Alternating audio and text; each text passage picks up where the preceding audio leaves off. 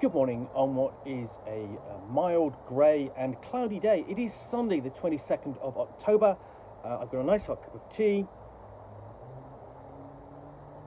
and I have, well, not a box to unbox, but another magazine to open at least. So, and it's part of the ongoing Dungeons and Dragons Adventurer Partwork from Hachette Partworks. I've got, so as you can see, I've got issue 3 and issue 2. Issue 1 is inside. And if you've not seen a Partwork before, essentially it is a magazine style format which gives you basically typically things to collect or build. So you might, and it comes in parts. So each week you'll get a different part or a different part of the collection, and it builds and builds over the issues. So you might be building a model of the Titanic, for example, or you might be collecting particular characters from, say, superheroes from the Marvel universe. Or the classic one is sort of like on World War II. So you might collect the complete history of World War II or something.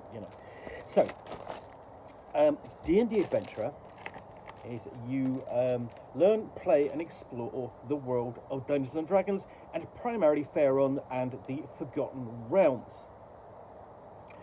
Typically, issue comes with a special gift. In this case, issue 4, you get a large 20-sided die and a dice bag. The dice bag in particular, I will say, is useful because back in issue 2, you got some dice without a bag, or at least without a proper sort of container, apart from just the Ziploc bag there. Now the other thing I have noticed finally, after looking at 4 issues, is the cover for all these issues is all the same. It's all the same artwork. I'll just show you that. It's all the same sort of group facing off against these skeletons, and it's only really what is different on here is really just the color scheme. So if I show you that and that, so that's blue and that's green and so on, sort of like a gold, and you previously I think the first issue was red. Now and then just the details here. So what it is, in your unique exclusive adventure, wield divine power as a cleric, multiple target foes, shining a light on the Zentarum, explore the Sword Coast, and of course you get a free die. Now every issue this also includes an encounter which you can play in about a session, or basically in a session, or less than a session in fact.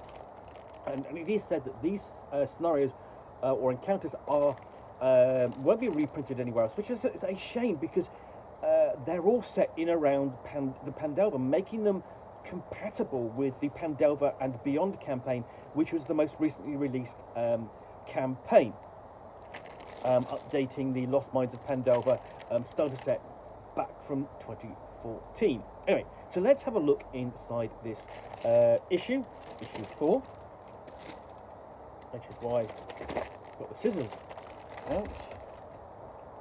So just simply cut through that. Okay. And pulling everything out. Right. There we've got is the magazine itself, and it's not really a magazine because you can see the binding there, and it's designed to come apart and then with the holes there slot into a folder. So let's have a look at this.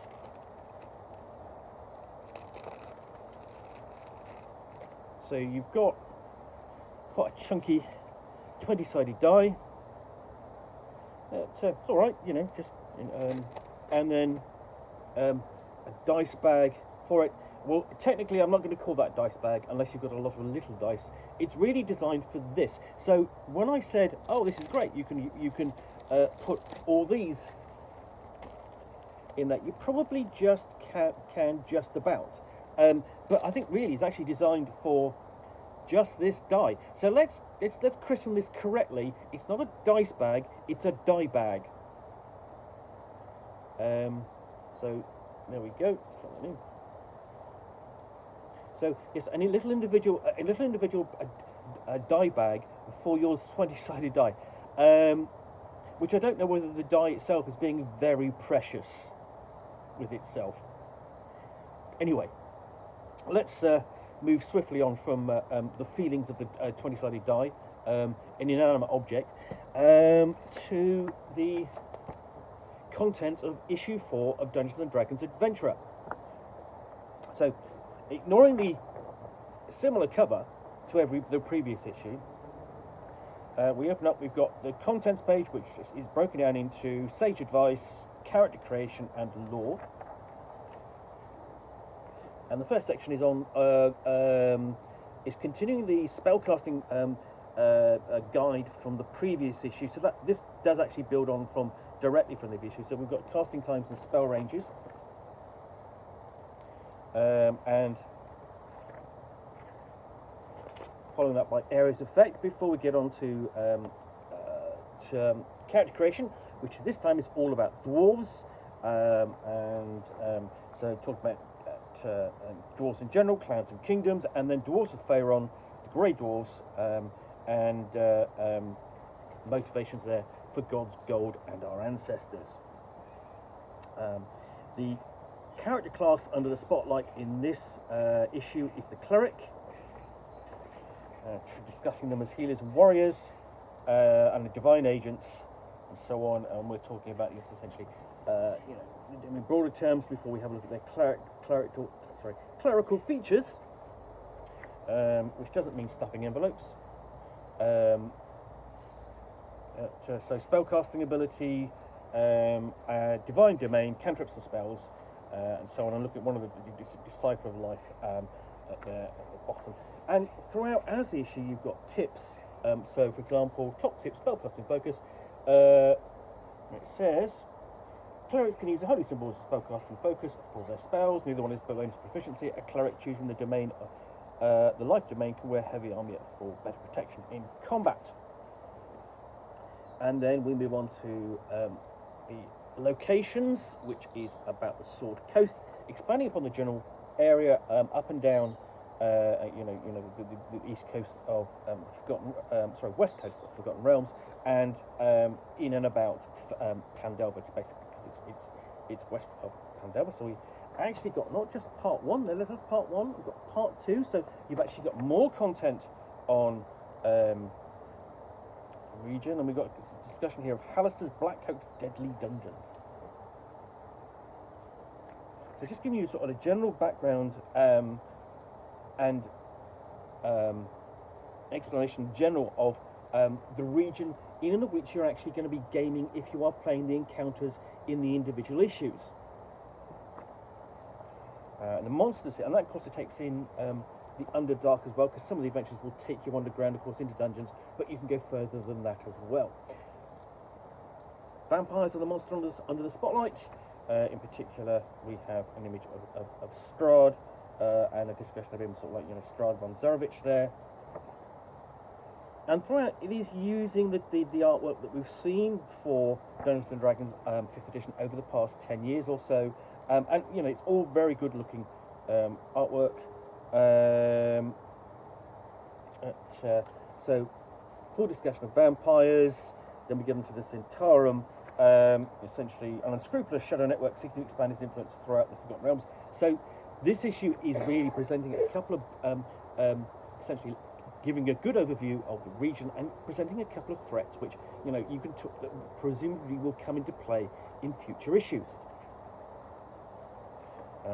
So this includes their goals and ideas, and then so just talking about them as a faction. Before we round off with an encounter, daylight robbery.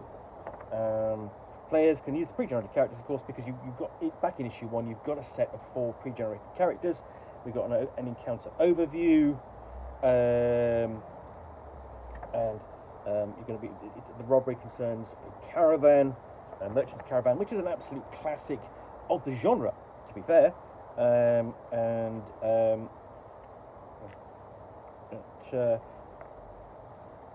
essentially they are actually using the Centaurum straight off in it, because the player characters will be presumably travelling along with the caravan as there's a Centaurum ambush.